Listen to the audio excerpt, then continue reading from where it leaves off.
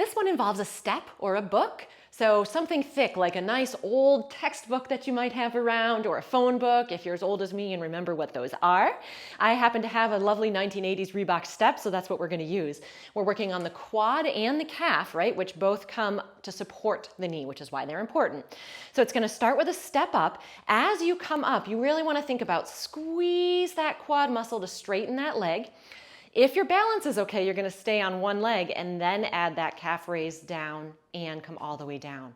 Now, that is definitely challenging. So if you want to make it a little easier, come up, still squeeze, put the other foot down, and then add that calf raise, right? That makes it a little bit easier, a little less bouncy, wobbly.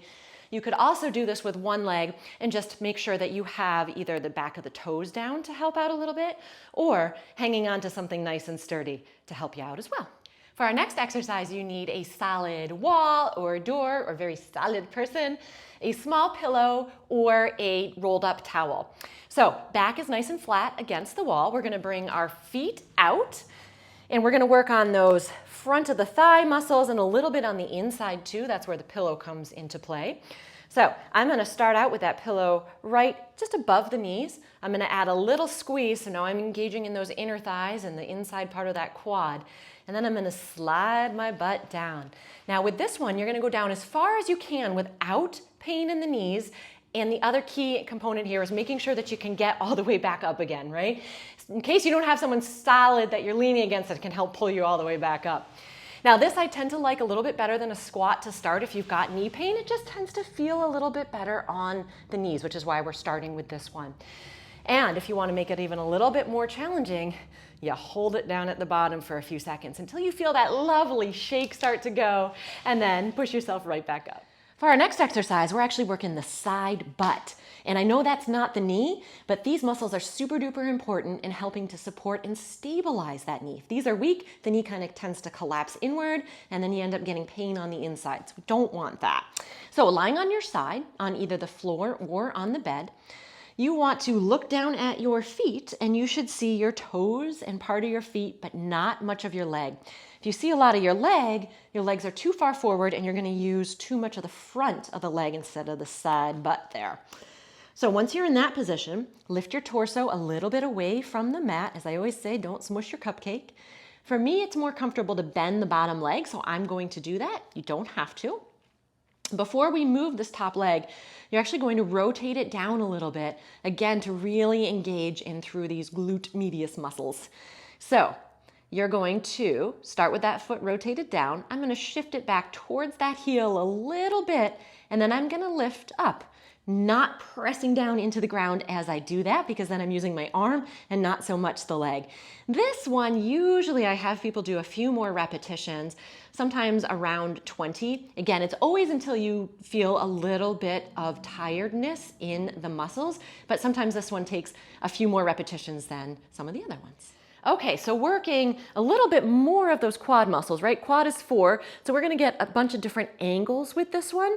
To start this exercise, you're lying on your back. I usually keep the opposite leg bent up just to help support the back a little bit. Again, you can do this on the bed. You don't have to get on the ground to do it. But you're gonna start by tightening up that quad muscle. So you wanna think about gently pressing that knee down towards the ground so you're straightening the leg.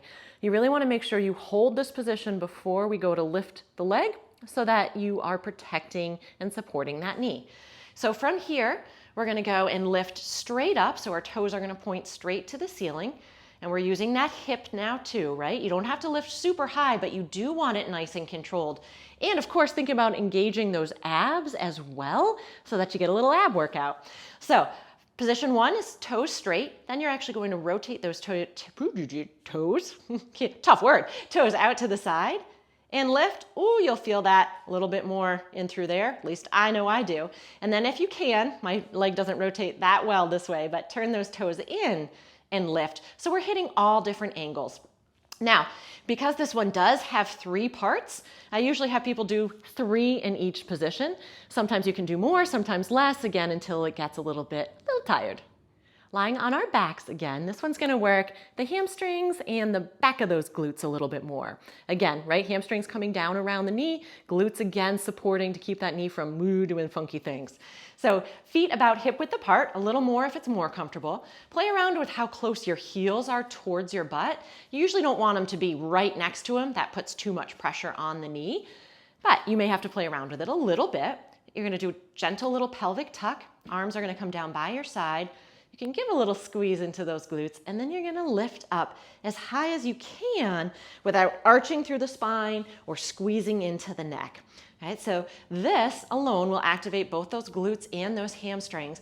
If you wanna work those hamstrings a little bit more, you're gonna come up at the top and pause.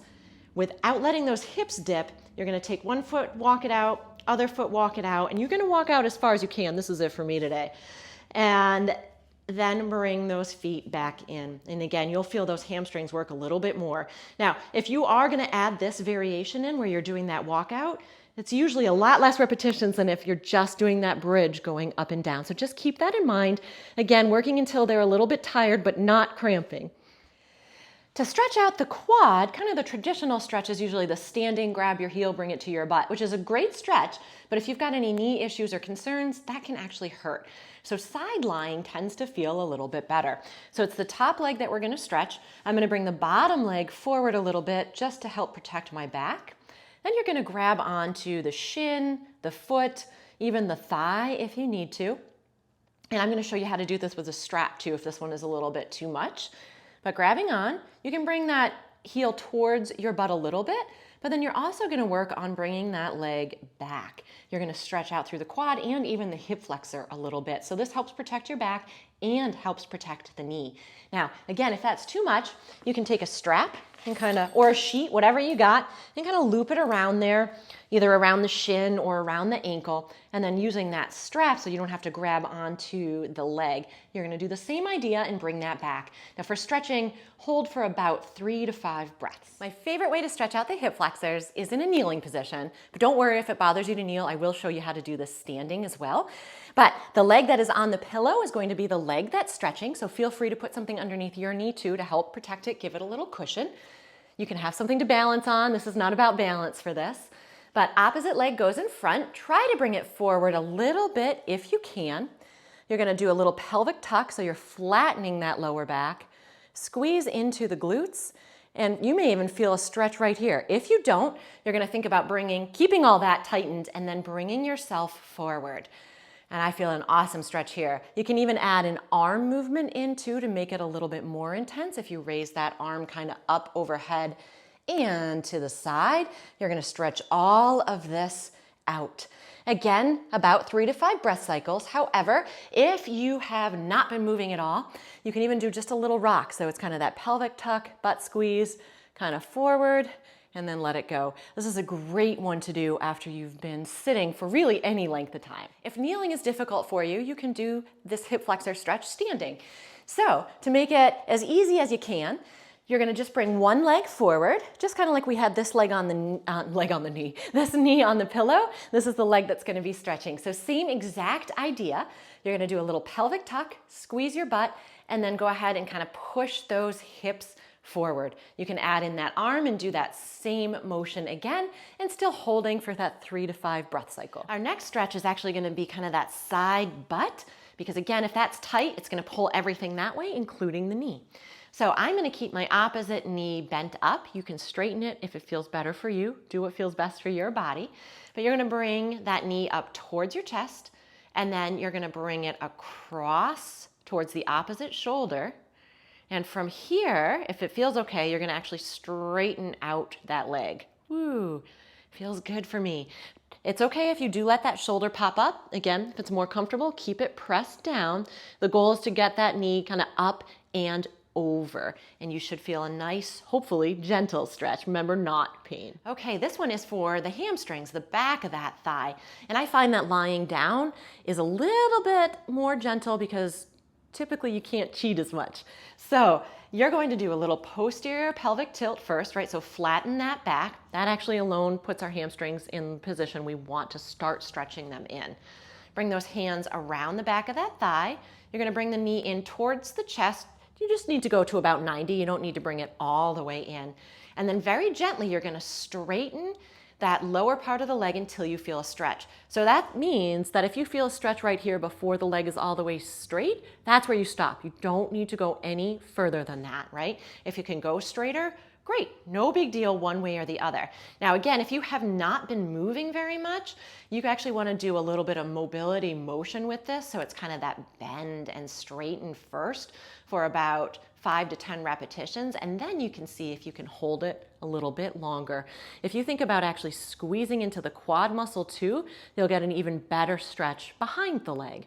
If it is difficult for you to grab onto that leg, you can take a strap, and again, you can either place it, whew, mine's all tangled. You can either place it behind the thigh and then lift the leg, or even around the ball of the foot and lift the leg, whatever feels more comfortable for your body. To get the calf muscles, we are actually gonna go and just press gently into the wall.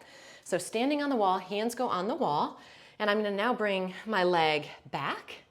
Heel is gonna stay down, and that's key. And then you can just gently lean in towards the wall. Make sure that those toes are pointing directly forward so that you're really getting the right stretch angle. And you're going as far back with that leg as you can to feel that stretch in those calf muscles. If you can, you're even going to take that front leg and you can bring that forward across a little bit more, and you'll feel an even deeper stretch. Now we also want to make sure that we get the muscle that lies underneath that big gastroc muscle. So staying in this same position with our toes pointed forward, we're going to bring that leg in a little bit. And now we're gonna add a bent knee position so that you'll feel this one probably a little bit lower down.